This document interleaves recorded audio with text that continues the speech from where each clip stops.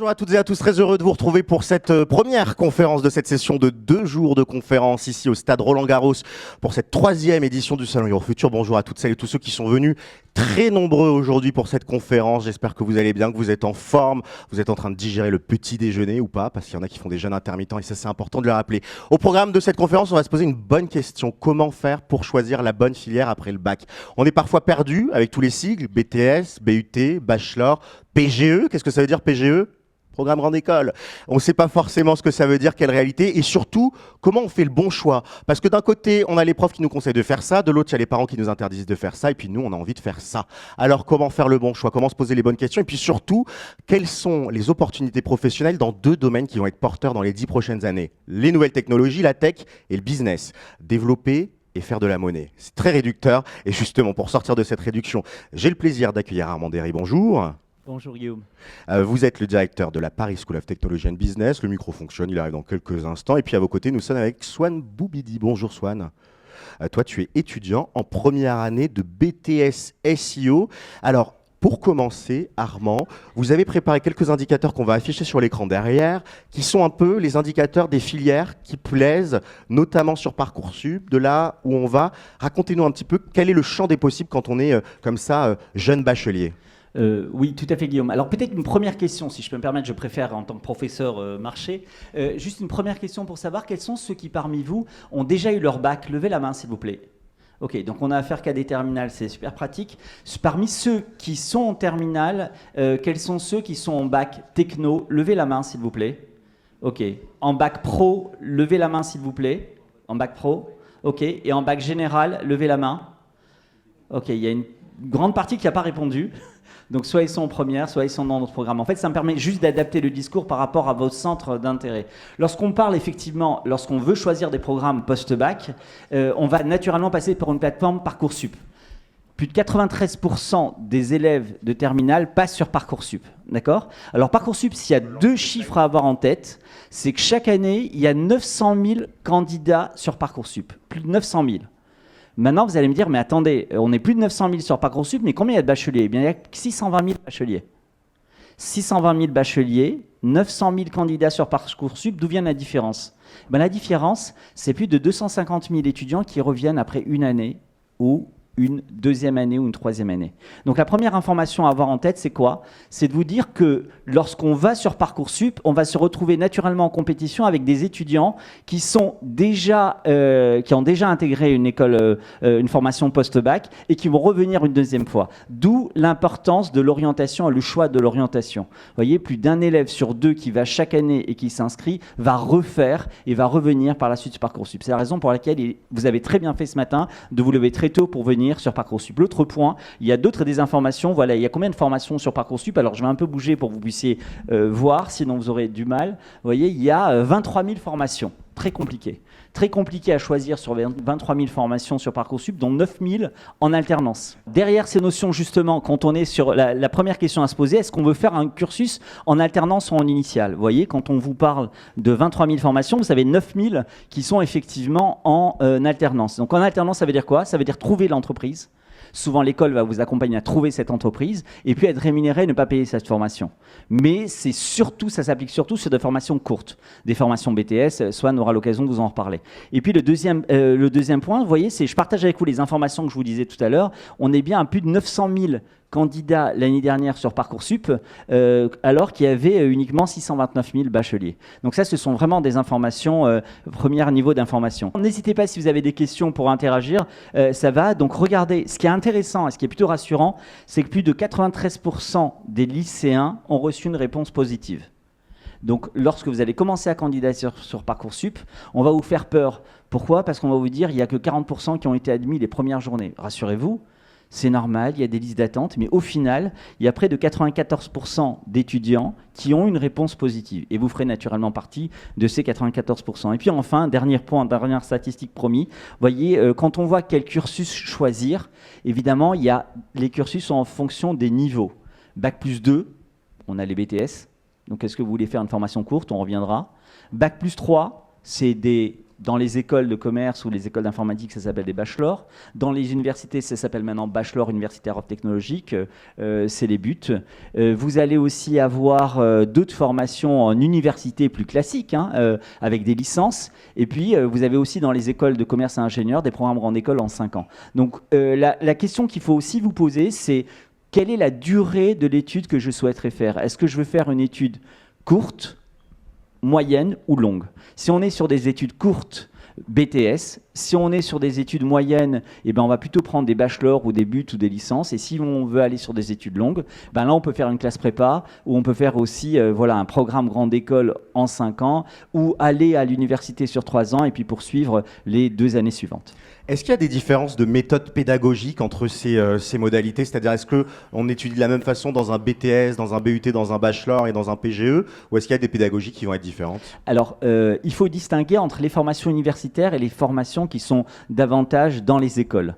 Si on prend les formations universitaires, on va être sur des formations qui vont être très académiques. Donc il va y avoir beaucoup plus de théorie et l'objectif, c'est vraiment de donner des concepts théoriques aux étudiants pendant les 2-3 premières années et avec ces 2-3 premières années, après, pouvoir aller vers des cycles master. Ce qui rend en fait ces formations en université beaucoup plus pas sélective à l'entrée, mais sélective à l'issue de la première année. Il faut juste avoir en tête qu'un élève sur 2 qui rentre en licence à l'université rate sa première année. Et c'est pour ça qu'on retrouve souvent des étudiants qui reviennent par la suite sur Parcoursup. Donc ça, c'est le premier point sur les plans universitaires. Sur le plan universitaire, on a aussi des formations plus professionnalisantes, comme les buts. Alors les buts, les bachelors universitaires en technologie, vous vous rappelez à l'époque, on vous parlait des DUT. Ces DUT sont en train de devenir des BUT.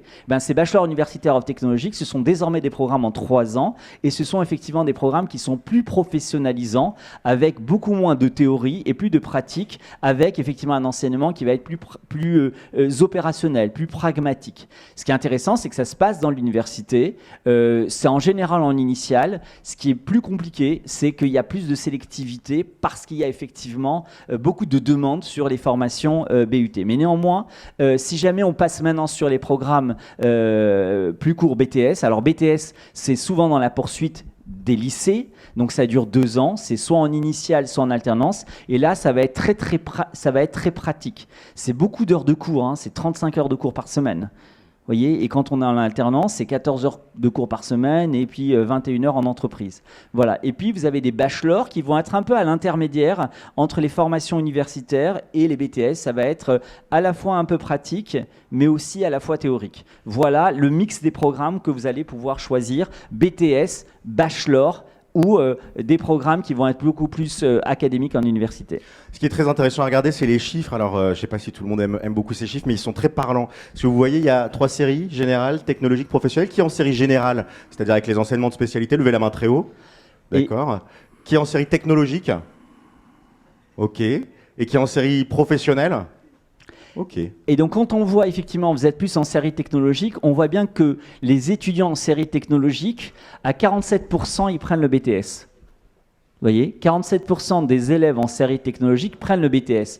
Ils sont 14% à candidater à l'université, mais on voit bien que le premier choix, c'est le BTS, puis le BUT, c'est normal, et puis les licences universitaires. Quand on est sur des formations générales, on va se retrouver principalement sur des licences universitaires, et puis après on va aller également dans les BUT et les classes préparatoires aux grandes écoles. Et puis quand on est en terminale sur un bac professionnel, on est à 75% en BTS. Voilà principalement les choix des étudiants en fonction de vos parcours, et je pense que ce schéma est intéressant pour vous parce qu'il vous permet vraiment d'avoir une photographie de ce que choisissent ceux qui vous ont précédé depuis des années. Alors Swan, justement, toi tu es en BTS, qu'est-ce que tu avais fait avant le début de tes études? J'ai fait une terminale STMG. Ok, et qu'est-ce qui t'a poussé à aller vers un BTS? T'hésitais un petit peu? Ouais, voilà. C'est BTS, toi c'est BTS SEO, c'est ça? Qu'est-ce qu'on fait en BTS SEO? Ça veut dire service informatique aux organisations. Ok. Et du coup, c'est un BTS où ça apprend tout le début de l'informatique. Ok. Parce que justement, je voulais faire de l'informatique, sauf qu'il n'y avait pas de filière informatique dans mon lycée. Et du coup, j'ai pris technologie STMG. Parce qu'un peu le bac il était un peu plus simple, mais voilà. Est-ce qu'ils sont d'accord, ceux dans la salle? Okay. Et donc du coup, qu'est-ce que tu fais concrètement? Tu codes, tu développes? Ouais, on apprend un peu à coder en C, Python, HTML, tous les trucs comme ça, on apprend dès le début. Ok. Et ça qui est bien justement avec le BTS, c'est que le BTS SEO, c'est qu'on apprend tout le début de l'informatique pour après par la suite aller en licence cybersécurité, les diplômes un peu comme ça. Ça, c'est intéressant parce que ça veut dire qu'on commence ses études dans une formation. On va peut-être se réasseoir parce que sinon le son il va être bizarre comme on est en train de faire des mini Larsen. Ça veut dire qu'on peut commencer dans une filière courte, BTS, BUT, bachelor. On s'engage pour 2 ans. Après, on peut commencer à travailler ou on peut aller chercher une autre spécialisation dans un autre endroit. Et encore, quand on s'engage sur 2 ans, ce qu'il faut noter, c'est qu'il est en alternance, Swan. Voilà. Donc Swan est effectivement en alternance. Donc il est pendant cette période de 2 ans en alternance. Et puis quand on voit là encore les chiffres, c'est que la grande majorité des élèves qui sont en BTS poursuivent en bachelor. On a plus de 60% des élèves en BTS qui poursuivent en bachelor. Et la grande majorité après de ceux qui sont en bachelor poursuivent en plus en master. Donc on voit qu'au départ, on hésite, on ne sait pas trop quoi choisir, on a peur, on n'a pas aimé peut-être le système scolaire, on n'a pas confiance en soi. Et alors souvent, on va prendre cette voie qui va être le BTS. Et puis après, progressivement, quand on est dans des formations qui vont nous convenir, ça peut être un BTS SEO, ça peut être un BTS NDRC, ça peut être d'autres BTS. Là, progressivement, on va acquérir une confiance en soi. En plus, on a été en entreprise et là, on se dit pourquoi pas moi, quoi ? Pourquoi ne pas y aller finalement en bachelor et en master ? Et c'est ce qui se passe dans la réalité. Donc voilà, c'est progressif, vous pouvez arrêter à tout moment, contrairement au lycée où il faut aller jusqu'au bout. Et ensuite, eh bien, vous pouvez poursuivre ou non vos études. On a parlé de Parcoursup et de son système. On va rentrer dans le cœur du sujet, la Paris School of Technology and Business. Est-ce que déjà c'est une école dont vous avez déjà entendu parler, PSTB ? Est-ce que ça parle à certains ? Pas trop, vous allez devenir expert de l'école dans quelques instants. Armand, donc je le disais, vous êtes directeur de la Paris School of Technology and Business. Qu'est-ce qu'on y fait concrètement ? Qu'est-ce que ça veut dire, School of Technology and Business ? Alors, pour ma part, je suis passionné d'enseignement. Moi, ça fait 25 ans que je suis dans le système éducatif. J'ai commencé à l'université, je suis passé une grande école de commerce. Et en fait, le constat fait, c'est que la transformation digitale a impacté notre société. Vous savez, en moyenne, un Français passe 27 ans de sa vie sur Internet. 27 ans de sa vie sur Internet. C'est beaucoup de traces, c'est beaucoup d'informations. Alors, pour se former, pour s'informer, pour se divertir et pour se détendre, tout ça, ce sont autant d'opportunités business. Et en fait, ce qu'on se rend compte, c'est qu'il y a beaucoup de recrutement dans le secteur de la tech. Près de 100 millions de jobs à pourvoir à l'horizon 2030, 100 millions de jobs dans le monde, et en France, on estime les besoins à près de 300 000. Et en fait, ce qui est assez intéressant, c'est qu'on remarque que finalement, lorsqu'on demande aux entreprises quel type de profil elles souhaitent recruter, elles vous disent, nous, on aime les profils hybrides. Alors, qu'est-ce qu'on appelle hybride ? Elles aiment des étudiants d'école de commerce qui s'y connaissent en informatique, et elles aiment les étudiants d'école informatique qui s'y connaissent en commerce. Moi, pour ma part, j'ai eu le plaisir de diriger une école de commerce pendant longtemps, et en fait, je voyais bien que les entreprises me demandaient que les profils qu'elles souhaitaient aient encore plus de compétences informatiques. Et lorsque je leur demandais, mais pourquoi vous n'allez pas recruter des diplômés d'école informatique ? Ils me répondaient tout simplement parce qu'ils ne sont pas bons au commerce. Et donc, du coup, on a lancé la première grande école hybride qui s'appelle Paris School of Technology and Business, et c'est normal que vous ne la connaissez pas, c'est une école qui a moins de 5 ans, et puis elle est sur Parcoursup, il y a plus de 23 000 formations, on l'a vu tout à l'heure. Voilà, et donc ce que propose Paris School of Technology and Business, c'est justement ce parcours hybride, tech et business, c'est-à-dire que les étudiants, lorsqu'ils vont commencer, on a différents programmes post-bac, on a le BTS, SEO, NDRC, mais on a aussi un programme bachelor, et là, les étudiants vont apprendre à se découvrir, vont faire à la fois de l'informatique, et on a justement Sharon qui est là, Sharon qu'on pourra interviewer, qui est en bachelor 2, qui hésitait justement entre l'informatique et le commerce, et qui est venue à Paris School of Technology and Business, et qui aujourd'hui a choisi, après sa première année, l'une des spécialisations en Business for Tech. D'autres de ses camarades qui, à l'origine, venaient pour faire du business, sont plutôt partis vers des spécialisations plus informatiques. Qui a déjà utilisé ChatGPT ? Vous avez le droit, votre prof ne regarde pas, levez la main. Qu'est-ce que vous avez fait avec ChatGPT, par exemple ? Levez la main, n'ayez pas honte. Alors, il faut quelqu'un, ouais ? On peut parler à Maya AI, qui parle tous les jours à l'intelligence artificielle de Snap. Ok, tu lui parles. Tous ces outils-là, qu'est-ce qu'on fait avec ChatGPT en général ? On a un exercice d'histoire. Toi, tu fais quoi, par exemple ? Attends, je vais venir à toi pour qu'on t'entende bien. Tu fais quoi, toi, avec ChatGPT ? Je fais mes devoirs. Attends, c'est bon. Là, ça va. Ah non, c'est bon. Je fais mes devoirs de gestion et de droit. Ok, on fait ses devoirs de gestion et de droit. Ça veut dire qu'on reçoit... Au moins, elle est transparente. Ça veut dire qu'on reçoit, qu'on reçoit un exercice avec noté, données. Qu'est-ce qu'on a comme exercice en gestion, par exemple ? Vous êtes dans une entreprise, il faut faire un bilan, des choses comme ça. Ça ressemble à ça ? Études de gestion. Toi, tu copies-colles, tu dis à ChatGPT, aide-moi. Et qu'est-ce que tu fais après ? T'écris. L'enseignante qui est juste avec vous, qu'est-ce que vous pensez de ChatGPT ? C'est génial. C'est génial, mais est-ce que vous êtes contente de corriger des copies de ChatGPT? Est-ce que vous êtes content de corriger des copies de ChatGPT? Ça dépend. Armand, vous êtes directeur d'une école Tech and Business et vous avez fait un peu le buzz sur TikTok il y a quelques semaines, parce que qu'est-ce que vous dites, vous, de ChatGPT en tant que directeur d'école? Moi, je suis pour ChatGPT, c'est-à-dire que, il y a juste ayant en tête, là encore, une petite anecdote. Lorsqu'on prend la calculatrice programmable, en 73, lorsqu'ils ont commencé à commercialiser les calculatrices programmables, elles étaient interdites dans l'enseignement supérieur. Et il a fallu plus de 7 ans pour les autoriser. Aujourd'hui, est-ce qu'on demandera à quelqu'un de faire du calcul mental? Évidemment, non. C'est exactement le phénomène qui se passe avec ChatGPT, c'est qu'il vous oblige à revoir les méthodes d'enseignement dans les écoles. Et donc aujourd'hui, il y a deux façons d'aborder ChatGPT. C'est soit on dit aux élèves c'est interdit, soit comme on a vocation à préparer les leaders de demain, et que les managers de demain sont des managers qui utilisent ChatGPT. Donc je ne vois pas l'intérêt de dire aux étudiants n'utilisez pas ChatGPT alors qu'ils vont les utiliser en entreprise. La véritable question, c'est comment bien utiliser ChatGPT et comment accompagner l'utilisation de ChatGPT. Donc très concrètement, chez nous, on autorise ChatGPT, mais pas pour faire le buzz, mais parce que tout simplement, ça s'inscrit dans une démarche historique et donc vous allez tous utiliser demain ChatGPT dans votre cadre professionnel. La question, c'est quelles sont les nouvelles compétences qu'on doit vous donner avec ChatGPT. Ce sont des compétences, par exemple, de développement d'esprit critique. Être en capacité d'avoir un regard critique sur un événement.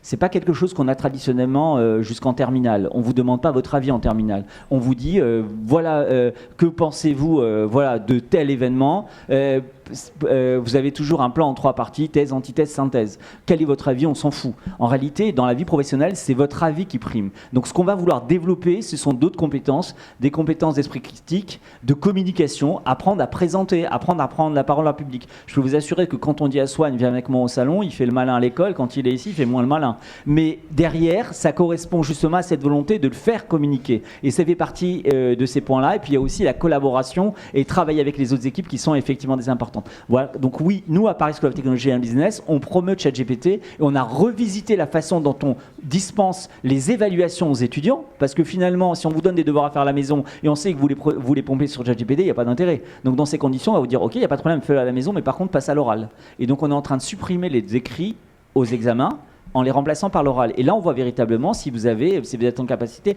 d'exprimer ce que vous avez récupéré sur ChatGPT et le représenter et le restructurer. Donc il ne faut pas devenir juste un lecteur de ChatGPT, mais un programmeur et un penseur de ChatGPT. BTS SEO, Swan, qu'est-ce qu'on y fait concrètement? Parle-nous d'une semaine type à la Paris School of Technology and Business, puisque tu es en alternance. Comment ça s'organise un petit peu? On a cours le lundi et mardi 3 semaines, et la dernière semaine du mois, on a lundi, mardi et mercredi. Et après, c'est alternance quand on n'a pas cours, du coup, les 2 derniers jours ou les 3 derniers jours.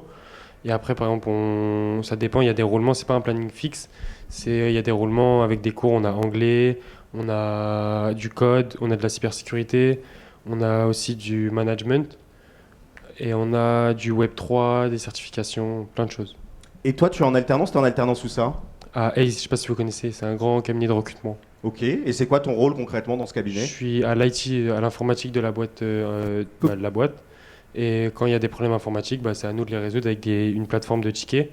Et après, on les appelle, on résout leurs problèmes on leur demande leur IP, des choses comme ça. Et toi, tu sors du bac, tu venais du bac ou tu as fait quelque chose avant? Non, du bac. Ok, et qu'est-ce que ça fait d'un seul coup de se retrouver de l'autre côté, de devenir professionnel? C'est facile, c'est compliqué? Est-ce qu'on peut se permettre d'arriver le matin en retard ou est-ce que c'est plus compliqué que ça? Les retards, c'est pas vraiment admis, vu que justement, on est dans un but professionnel. Et... On peut pas dire qu'il y avait un problème avec le RER? Après, ça, c'est les transports, on peut pas vraiment y faire quelque chose. Mais c'est compliqué. Et c'est bien, qu'est-ce que ça fait d'être en alternance d'un seul coup? Si c'est largement mieux quand même. Parce que à l'école, justement, ce qui est bien, c'est on apprend, mais on est toujours en train d'apprendre, on est assis sur une chaise, alors qu'avec la pratique, on comprend mieux et on mémorise mieux. Qui pense vouloir faire de l'alternance après le bac? Levez la main. Ah ouais, il y a du monde. Armand, c'est quoi l'avantage de l'alternance? On est professionnel, mais il y a aussi un avantage financier non négligeable. Alors, il y a effectivement des avantages pour l'alternance, mais il y a aussi, ce sont des droits et des devoirs. L'avantage de l'alternance, d'abord, c'est qu'on est rémunéré. Alors, je ne sais pas quel est ton salaire par mois, mais on est entre... Ah, lui, il gagne beaucoup. Lui, il a bien négocié. Ça se voit au petit sourire. Là, il est pas. Il ne va pas vous donner le chiffre. Non, mais entre 108... Oui. Entre le même ou... Oui. Le SMIC. Ok. Par mois. Par mois. Ouais. Voilà. Donc, mais en fait, en général, on est entre 800 et 1500 euros par mois en fonction de l'âge, en fonction du programme, en fonction de la négociation que vous avez faite à l'entreprise. Ça, c'est effectivement un avantage. L'inconvénient, c'est que, imaginez que lorsqu'on est en cours lundi, mardi, qu'on est en entreprise mercredi, jeudi, vendredi, eh ben, il vous reste que le samedi et dimanche pour faire vos devoirs. Donc en fait, il faut comprendre que votre mode de vie a complètement changé et que tout ce que vous avez pu voir dans les séries françaises ou américaines par rapport à la vie étudiante, vous passez à côté parce que, je vous donne un exemple, ce soir il y a un séminaire d'intégration. Ben, il y aura peu d'élèves en alternance parce que c'est plus compliqué pour eux. Et ils partent pendant 3 jours en week-end pour les élèves. Voilà. Donc, deuxièmement, ben, vous avez moins le temps pour, voir des matchs, aller au cinéma, parce que vous êtes justement dans cette vie professionnelle. L'avantage aussi de l'alternance, c'est que ça permet, vous êtes sur des formations qui sont très opérationnelles. Et puis, vous avez à contrario des programmes, parce qu'on parle beaucoup de l'alternance, mais il faut aussi parler des autres programmes, Guillaume, notamment sur des bachelors et des programmes grande école, notamment par rapport à ceux qui sont intéressés par ces programmes et qui sont issus de formations générales. On n'est plus sur des programmes bachelor. Et là, peut-être que, Sharon, tu veux nous dire quelque chose sur le programme bachelor et sur ton choix. Qu'est-ce qu'on y apprend justement et qu'est-ce qu'on y fait? Bonjour Sharon. Bonjour. Alors donc bachelor, c'est ça. Donc là, on a vu le BTS, qui est la première porte d'entrée. Qu'est-ce qu'on fait en bachelor concrètement? Alors en bachelor, c'est sur 3 années. Donc on a bachelor 1 en initial. Donc on voit la technologie et le business. Puis ensuite en bachelor 2, on choisit quel programme on veut choisir. Et en 3e année, c'est en alternance, où on part à l'étranger 6 mois. Et qu'est-ce que tu as comme cours concrètement quand tu es entré en première année directement? Qu'est-ce que tu as eu? Alors en première année, on a vu Python, donc toute la partie Il y en a qui connaissent technologie. Python ici? Ok, oui. Ouais. Ensuite, on a vu aussi le marketing. On a eu Cours de compta. comptabilité, Comptabilité. Des cours de géopolitique. géopolitech, Voilà, géopolitique des technologies. Cours de réseau. cours de réseau. On a eu aussi toutes les matières qu'on peut voir dans une école de commerce. C'est un voyage international. Ah oui, aussi, c'est très important. Vous avez Faut le envie... dire. Ouais, vas-y. Faut le dire que l'année dernière, on a eu la chance de partir en Croatie une semaine. Donc toutes les classes sont parties mais, en voyage différé. Et on a pu découvrir l'école Algebra, donc à Zagreb, la capitale de la Croatie. Qui a envie de partir à l'international pendant ses études? Levez la main. Qu'est-ce que ça apporte, Armand, d'avoir une expatriation comme ça, de partir 6 mois, 1 an à l'international? Aujourd'hui, il est très rare d'avoir des métiers sur lesquels on va être concentré uniquement sur le marché français. Aujourd'hui, qu'on soit dans le commercial, qu'on soit dans l'informatique, en fait, on va naturellement être amené à exporter nos produits. Et même lorsqu'on n'exporte pas nos produits, on va travailler soit dans des filiales de groupes internationaux, soit on va être amené effectivement aussi à travailler avec des managers internationaux qui vont travailler qui vont travailler en France. Donc, ce qui est très très important effectivement, c'est que vous soyez en capacité de vous confronter aux autres cultures, aux autres religions, aux autres nationalités, aux autres compétences, et puis voir que finalement le monde obéit et réfléchit différemment à ce que représente la France. Si je prends par exemple l'Europe, c'est à peine 10% de la population mondiale. On a l'impression que tout se passe ici, mais remenons leurs choses à leur propre valeur, c'est 10% de la population internationale, l'Europe. Et aujourd'hui, ce qu'il faut aussi avoir en tête, c'est qu'en Chine, on diplôme plus de Bac plus 5 que toute l'Europe réunie. Donc la probabilité que votre génération travaille avec des collaborateurs chinois ou des collaborateurs indiens est très très importante. Donc ça veut dire qu'il est important aussi, quand on fait un programme, d'avoir une ouverture internationale pour préparer nos futurs diplômés, non seulement que sur la partie business ou informatique, mais aussi sur cet aspect interculturel qui est très important. Est-ce qu'il y a des questions déjà dans la salle sur l'école, sur le choix des formations, des filières, sur les débouchés? Ça va, c'est clair? Si vous avez des questions, vous n'hésitez pas, sinon j'interroge une personne au hasard qui devra parler. Ça peut être toi, tu me regardes, ça peut être toi qui pose la question. Si vous voulez pas que ça soit elle, venez l'aider avec vos questions. On a beaucoup parlé des formations à la Paris School of Technology and Business. On a parlé de la pédagogie. Est-ce que vous pouvez nous parler, Armand, des débouchés? Qu'est-ce qu'on fait concrètement après votre école? Parce que derrière ces mots, tech and business, c'est assez large. Mais concrètement, demain, c'est quoi ton prénom?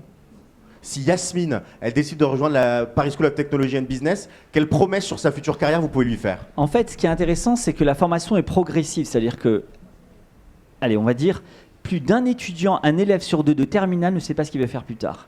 Donc si c'est votre cas, rassurez-vous, vous n'êtes pas seul dans le cas. Souvent, je vois les parents arriver avec les élèves dans nos stands en nous disant « Ouais, mais mon fils, il ne sait pas quoi faire ». La première des choses, c'est de rassurer les parents et pas l'élève, lui dire Attends, c'est normal. Plus de la moitié ne savent pas ce qu'ils veulent faire. Et la preuve, c'est qu'il y en a un tiers, on a vu tout à l'heure, qui reviennent après la première année à l'université. Maintenant, quand on vient chez nous à Paris School of Technology and Business, c'est un programme qui propose justement à l'étudiant de découvrir, notamment dans le programme bachelor, les deux parcours, les parcours informatiques et le parcours business. Et là, ensuite, on demande à l'étudiant, choisis ce qui t'intéresse. Est-ce que tu vas aller plus dans le parcours tech ou le parcours business? Le parcours tech, on l'appelle Tech for Business, et le parcours business, on l'appelle Business for Tech. Et donc, à ce moment-là, l'élève va choisir un parcours, et évidemment, les débouchés professionnels vont être fonction des parcours qu'ils vont être amenés à choisir. Si on part sur les parcours Tech for Business, on va se retrouver, par exemple, à travailler en cybersécurité. Il a noté Swan tout à l'heure. On peut travailler sur la data.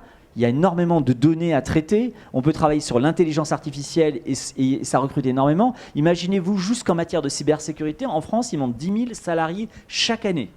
Donc il y a des perspectives de recrutement qui sont juste énormes. Là, on est sur la partie Tech for Business. Maintenant, si on part sur la partie Business for Tech, là aussi, il y a des demandes importantes. Je vais vous donner juste un exemple pour conclure. Lorsque vous voulez vendre des lunettes, c'est facile, vous avez besoin de faire un BTS optique. Après, vous expliquez aux gens le produit qu'il leur faut. Si vous avez envie de vendre des bouteilles de coca, ça va vite, ou des vêtements, ça va plutôt vite. Lorsque vous essayez de vendre des solutions informatiques pour faire de la cybersécurité ou pour gérer des outils de force de vente, vous avez besoin d'avoir une certaine expertise technique et pour pouvoir discuter après avec les directeurs informatiques. Et donc, dans la partie Business for Tech, ça va être toute la partie commercialisation de produits technologiques à valeur ajoutée. Donc, ça va être des logiciels, ça va être des solutions importantes qui sont sur des chiffres d'affaires de plus d'1 million d'euros. Et les boîtes recrutent énormément dans ce secteur également. Et puis, il y a tout ce qui a trait également au marketing de la tech, au marketing du web, au web marketing, etc., etc. Voilà, donc principalement les débouchés. N'hésitez pas, pstb.fr, vous verrez tous les jobs. Vous avez une plateforme pour les jobs qu'on peut suivre auquel on peut accéder par la suite. Combien on gagne quand on sort de PSTB? C'est quoi les études que vous avez? Alors, on a sorti la promotion de Master 2 IA. Cette année, en moyenne, on est à 42 000 euros. On est à 42 000 euros bruts par an, ce qui est un salaire assez élevé, mais encore une fois, c'est parce que le marché est porteur. Et ça, c'est important. Surtout, ayez en tête que lorsqu'on sort sur le marché du travail, on peut sortir à un moment donné sur le marché du travail qui est cyclique. Je donne un exemple. Pendant 25 dernières années, le marché immobilier explosait. Et là, en ce moment, ça se dégonfle. Et naturellement, les agences vont moins prendre d'alternance, vont moins recruter. Or, lorsqu'on est sur le marché de la tech, c'est un marché qui est structurellement croissant, puisque de toute façon, on va être amené à développer, à produire, à commercialiser encore plus des produits à haute valeur ajoutée technologique. On peut l'applaudir très fort, applaudir nos intervenants. Merci à vous et bon courage à vous dans le choix de ces formations. Merci de nous avoir suivis, à très vite pour une nouvelle conférence. Ciao, ciao.